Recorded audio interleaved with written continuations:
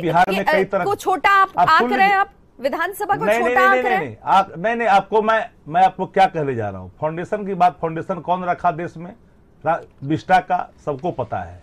सवाल वहां पर क्यों कर नहीं उठी वो सबको पता है। लेकिन जब लोकार्पण देश को अर्पित कर रहे हैं और आप जानते हैं कि संसद सर्वोपरि है और संसद के सर्वे सर्वा राष्ट्रपति है, सवाल यहां है।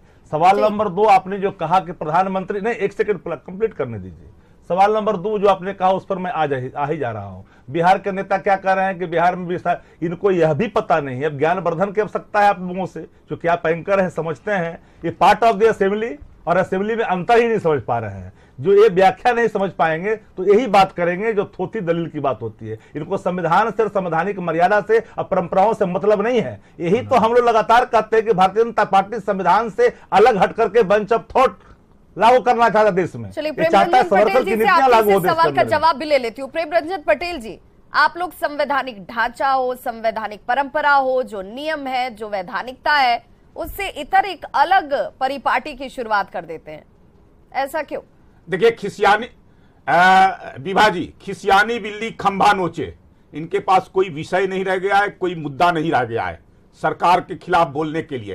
तो कुछ भी बोलेंगे, कुछ भी तरह तरह की। आपने ठीक सवाल किया कि जब राष्ट्रपति के चुनाव हो रहे थे और आज करें कि राष्ट्रपति की आदिवासी हैं और उनके खिलाफ जिस समय वोट जो है से कोई दूसरा आदिवासी में खड़ा था क्या, तो आपने जो है अनुसूचित जनजाति का अपमान उस समय किया उनके खिलाफ वोट देकर कर करके।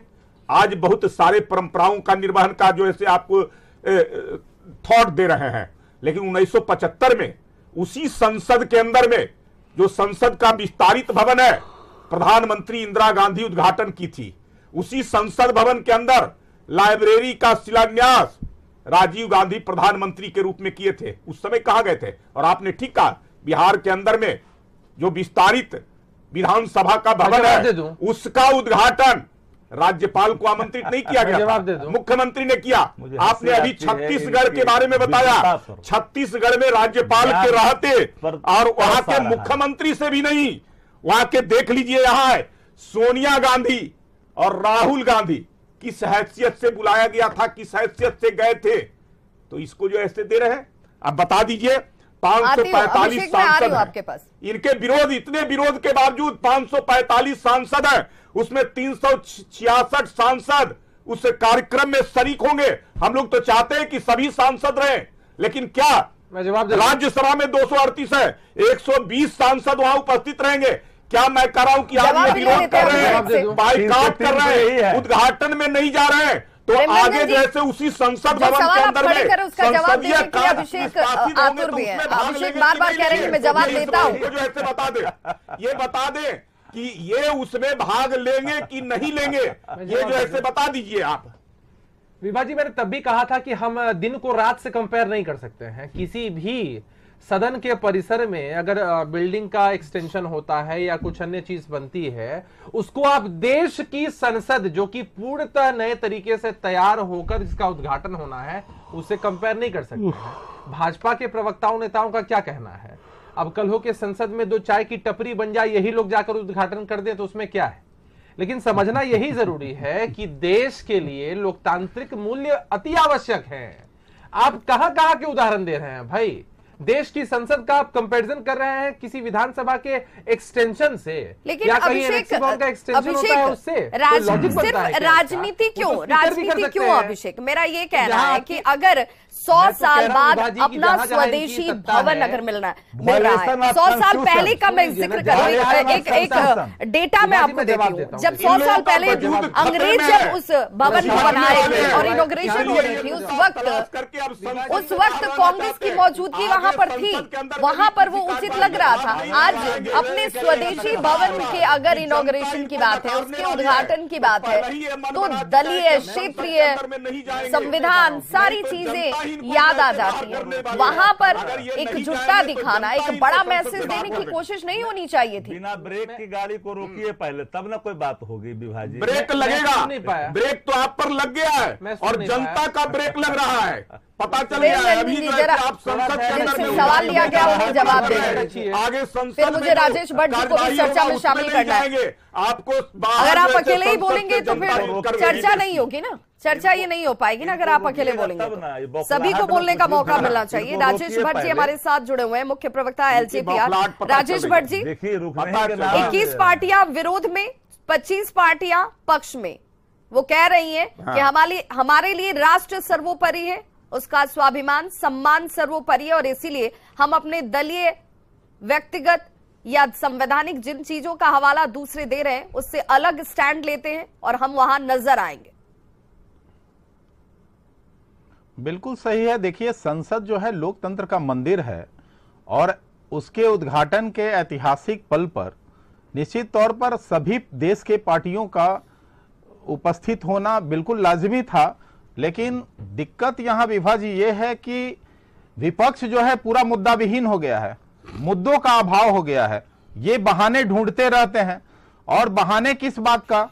तो देश के एक ऐसे व्यक्ति का विरोध। ये उद्घाटन का विरोध नहीं है, किसी खास व्यक्ति का विरोध है, देश के प्रधानमंत्री जी का विरोध है, और ये उसी को मुद्दा बनाने में लगे हुए हैं। मैं समझता हूं कि इससे क्या मिलेगा? ये ऐतिहासिक क्षण है, सभी पार्टियों को इस हर्षोल्लास के साथ वहां शरीक होना चाहिए था और सहमति जताना चाहिए था। ये कोई बड़ा मुद्दा नहीं है, और आपने खुद ही ऐसा उदाहरण दिया है कि ऐसी पहले भी कई घटनाएं घटी हैं। छत्तीसगढ़ में, मणिपुर में, वहां सोनिया जी जो है लगातार जो है उद्घाटन दोनों जगह करती रही। वहां के महामहिम साहब को भी आमंत्रित ना करना, उस समय इन लोगों की घिघी क्यों बंद थी? क्यों चुप्पी साधे हुए थे? आज विपक्ष में एक राग अलाप रहे हैं। कितने दिन का विपक्ष है? ये भानुमति का जो कुनबा बनाने का सपना देख रहे हैं नीतीश कुमार जी, ये तो कुछ ही दिनों में बिखरने वाला है।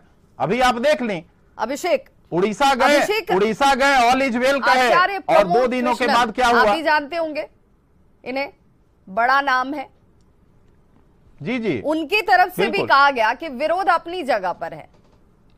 रामगोपाल यादव वही मैं कहना चाहता हूं कि अभी हमारे काबिल भाई, लेकिन सभी ये कह रहे हैं कि भाई कहा कि जब बात देश की होगी तो हम उसके साथ खड़े होंगे, और इसलिए ये बीजेपी का मुख्यालय कार्यालय या बीजेपी का संसद भवन नहीं है, ये देश का है, और इसीलिए हम सबको वहां जाना चाहिए, वहां पर उपस्थिति होनी चाहिए। अभी भाई हमारे काबिल दोस्त अभिषेक जी ने कहा कि ईंट पत्थर से नहीं बनता है लोकतंत्र का यह मंदिर, यह देश के जनता के भावनाओं से बनता है।